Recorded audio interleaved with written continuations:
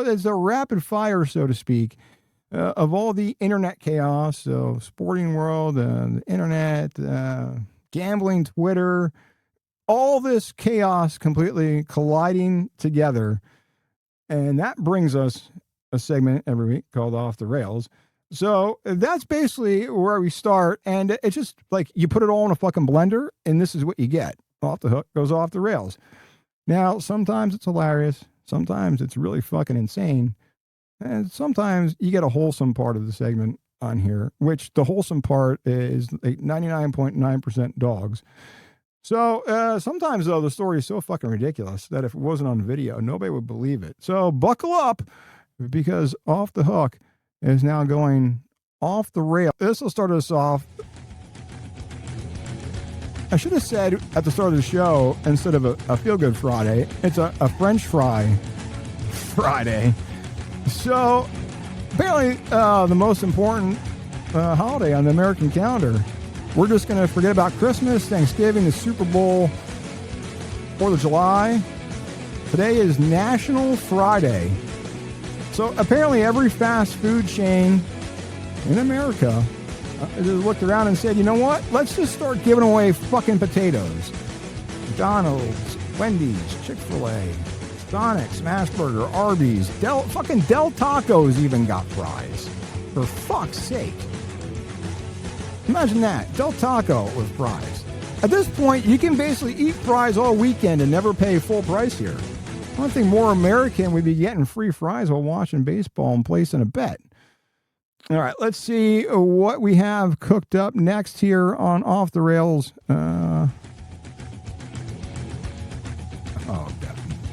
Apparently, some UCLA students are struggling to read at a 6th grade level here. That's pretty fucking concerning, considering most of these kids are paying $50,000 to go to school here, and they can't read at a 6th grade level. Let's just fire this clip. This is terrible. The Carey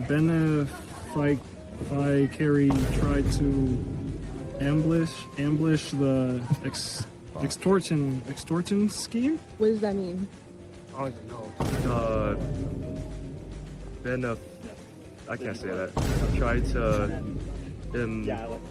ambush the extortion scheme. What does that mean? I don't know. The university student procured an off-campus accommodation via the platform Unishack. Unishack does that? Wow. Listen, I don't know what's scarier, the statistic or the student loan bill.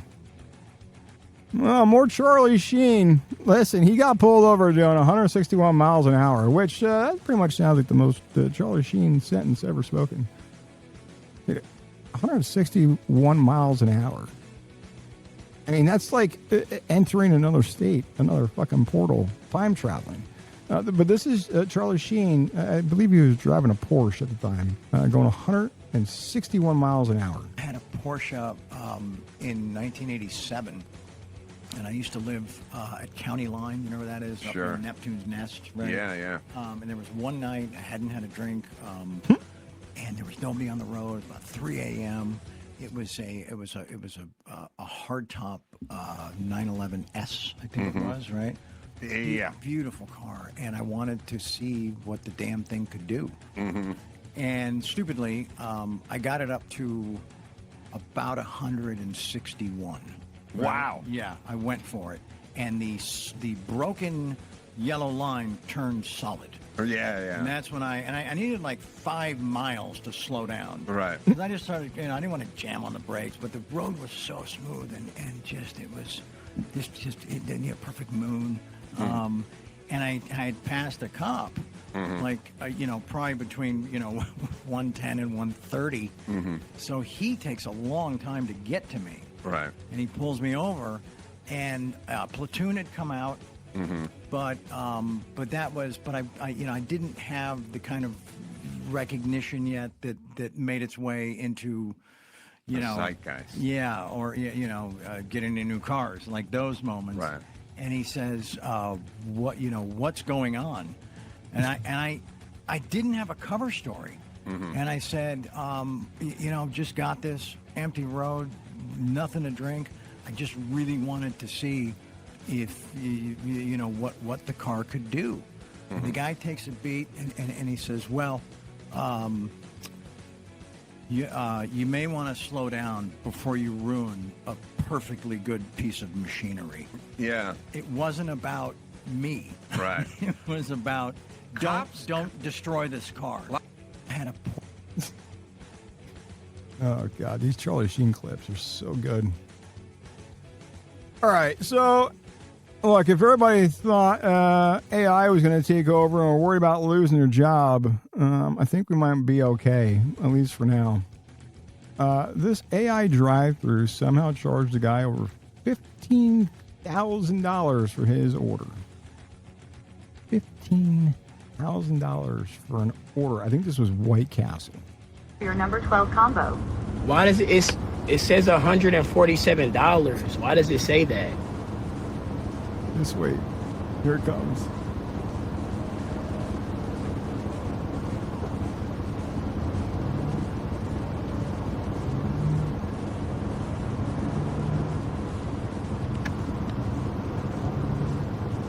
What drink would you like for your number 12 combo? Bro, what the fuck?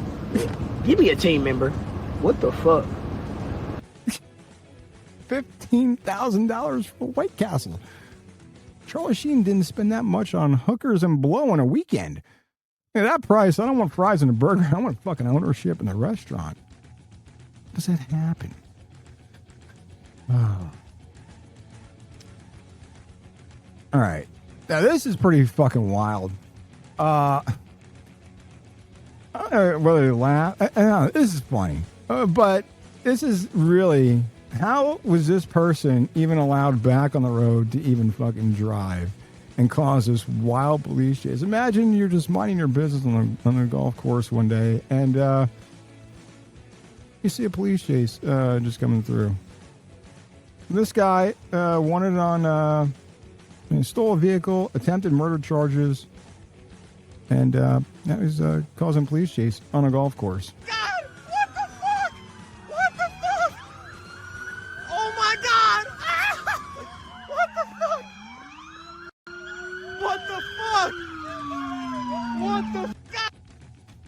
And at some point, it stopped being Grand Theft Auto and really became a reality. Good Lord. And then we got, this is becoming a recurrent theme with David Lee Roth. More bad David Lee Roth clips. I don't know. Tickets anywhere from like $50 to $100 to see you. How old is he now? Like 70 something? I don't know. Whatever, $50 to $100 to see David Lee Roth. This is still way more expensive than it should be. But this is, I believe this was in New Jersey the other week. This is David Lee Roth. I mean, this keeps getting weirder and weirder with him. Lee Roth is an anagram for the devil.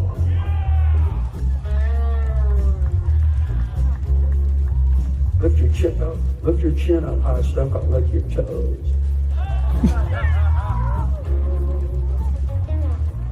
You should probably put the drink down. Say hello to the little thing. David, right? Here I come. Well, I'm a seaside city, just walking in, making a ring sunny. Whoa, top of the world. Good Lord. Like, I don't know what's aging worse. David Lee Roth's vocals, my fucking back.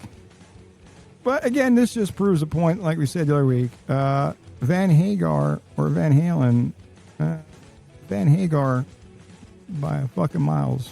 Yeah. Fucking said it. Oh, God. And back to New York City. So apparently, New York City is now serving coffee in plastic pouches. Supposedly more environmentally friendly. I don't know. She's going to show the bag. This is just odd. It looks like a fucking colostomy bag. I don't know. Maybe it's like an old man in me. And I don't know. I feel like coffee belongs in a fucking cup, though. And not with a fucking, paper and straw or stir either. Like these fucking supposedly more environmentally friendly. Fuck that. Coffee, it looks like a fucking IV bag or a colostomy bag. And I'm not trying to drink a coffee or a latte that looks like it came from a fucking blood bank. What the fuck are we doing? And then we go to the Pirates game the other night. Now, some of these broadcasters, they just never disappoint. So what this guy is holding, it looks like a fucking dildo. I mean, what are we doing? What the hell is going on in Pittsburgh? And how does this even happen? Let's just watch the fucking clip. It's a couple of homers there. What the fuck? Try to get him a third home run and 10 RBIs. Remember these? He says, remember these. What the fuck is that? Is that like some cheap promotion they gave away like years ago? Remember these? It's got fucking a dildo. I don't know how that happens. I'm not, but it's not shocking. It's fucking Pittsburgh. Max Schumann, not having a good time in Tampa. I'm sure he had a hell of a time trying to explain to his teammates what happened during this play. Down the left field, on the run is Schumann. He does. He can't get there, and it bounces over the wall. I'll tell you what, Yankees or Mets, New York baseball is just in a bad way right now. Just in a bad way. If you're a Mets or Yankees fan, my money's on the Yankees correcting it before the Mets ever do. But all right, and this guy's a fucking prize. Now, this is allegedly being reported from TMZ, and there is no video, just this guy's fucking picture. This man allegedly cut off his penis and lit it on fire. Now, some people say, hey, I made a huge mistake. This guy was a pretty creative way in saying he made a huge mistake. So this guy's from Indiana, allegedly cut off his own junk, doused it with gasoline, and then lit it on fire.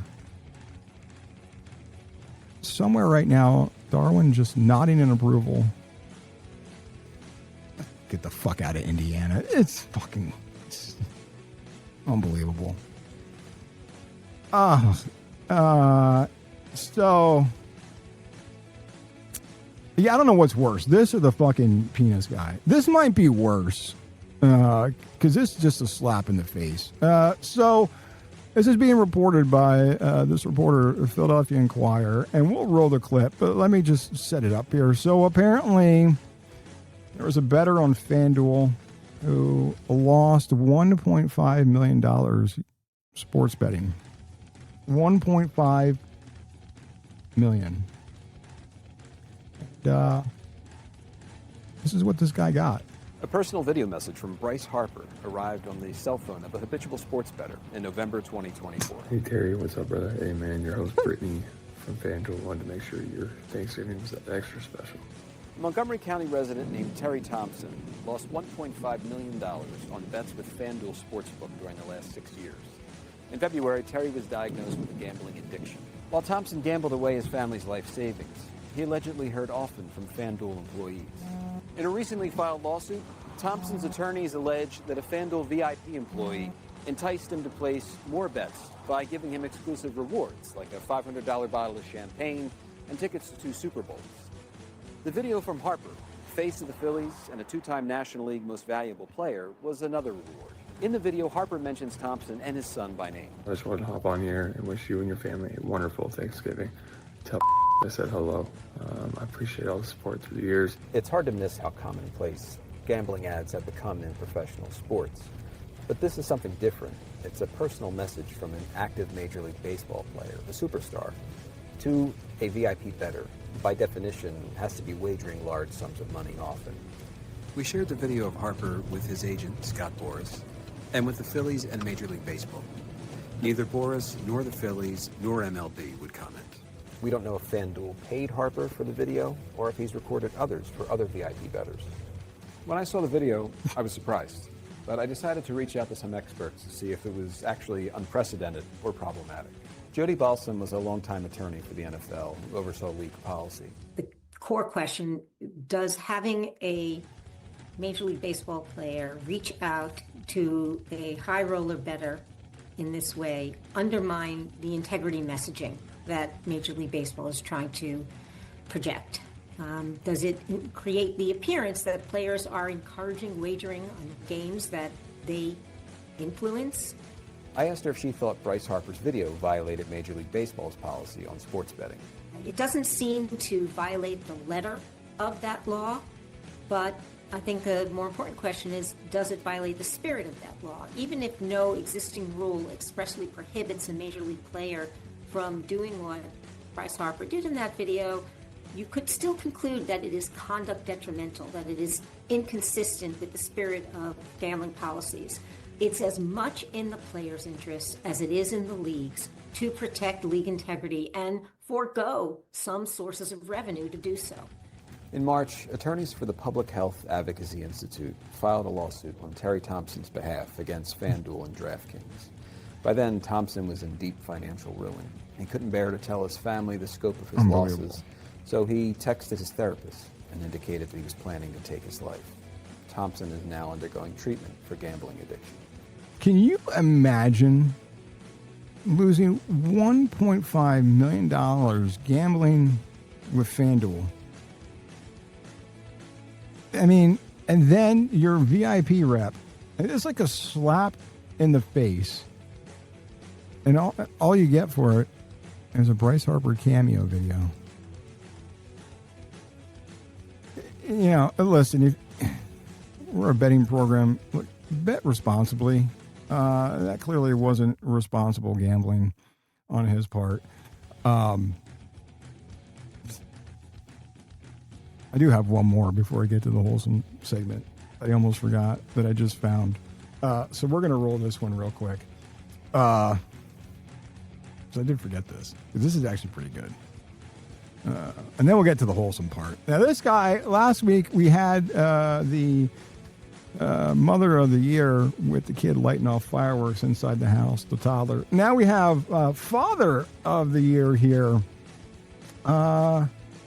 Now, some would argue it could be the exact opposite. But dad hands a kid some money, tips a belly dancer, and, I don't know, Father of the Year, or the complete opposite.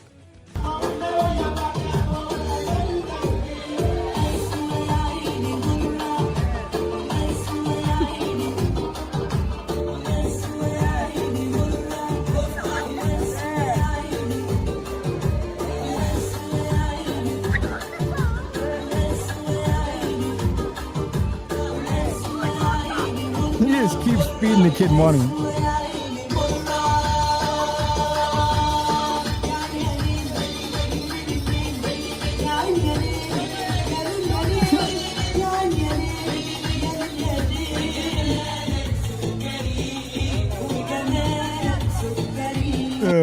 Apparently we're just skipping Little League and going right to life lessons. Some families teach their kids how to balance a checkbook. You got others, like this guy said, nah, we're going to learn economics the hard way. Or maybe the easy way. Or another way. There's another way. Whatever. The value of $1. Oh, God. Oh, God. I don't know what the hell we were. We are trying to get to the wholesome part. Oh, yeah. Yeah, here we go. So the wholesome part, as we said, is 99.9% dogs, how we end this part. Because that's just too much chaos. So we have to make it somewhat wholesome before we get out of here. Because not everything on the internet is a complete train wreck. But, I mean, how do you not love Bark at the Park? I mean... Simba Cam was thrown up, which was ironic because Simba is a cat, right? Well, big lion, but baseball, hot dogs, this is dogs. Mesmerizing. This is disturbing. That is one of the greatest inventions. Promos, minor league, major league. There's a lot of stress. The owners are having a great time. Bark at the Park. It doesn't get any better than that. All right, and look, if you're a dog owner, ever owned a dog, You already know this look. They haven't eaten in 7 minutes. They've already been fed twice. And somehow they act like they're experiencing the Great Depression.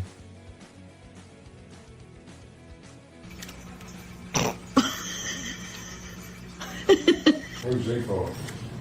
Are you taking a video? John Morant's is better to play.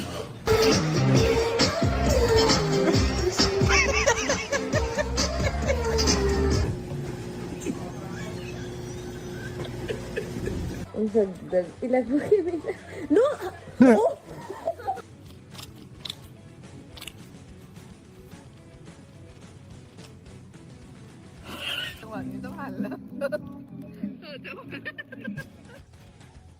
No, Jolie! No!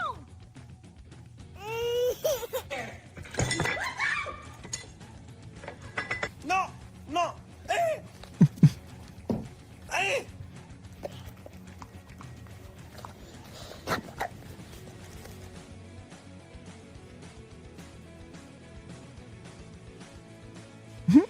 Happy birthday to you! Oh my god! No. Sono animali!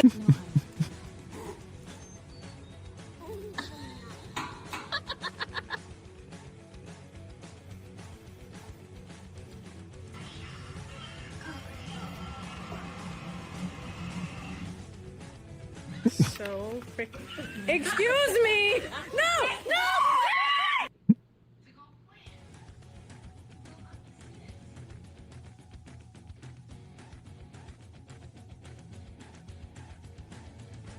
Oh, God. You gotta love that. All right. Now, this next one, this story is pretty incredible.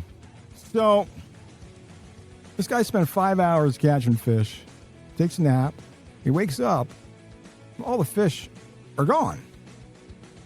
But turns out, his dog has been secretly taking the fish out of the bucket and feeding a dolphin. Is he the nicest dog in America? Or it's the worst fishing partner in history? And there's Flipper coming to get the fish. All right, one more dog clip before we get out of here. I mean, this is the oldest crime in dog history here. Food theft. They know it's wrong. They know they're busted. And somehow they still look offended every time they get caught. Unbelievable. No. What are you doing? Coco!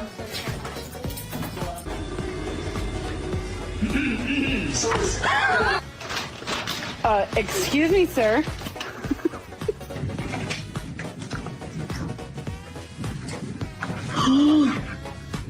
Bo, can you explain that? Did you steal anything? Did you? You take a whole turkey off the counter? Seriously, Toby? A whole turkey. Was it good?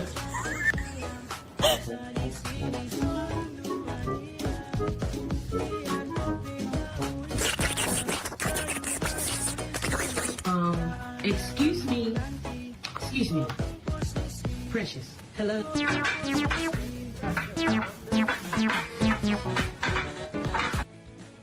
And that is why we call it Off the Rails. Sports, the internet, random chaos, and a whole lot of dogs.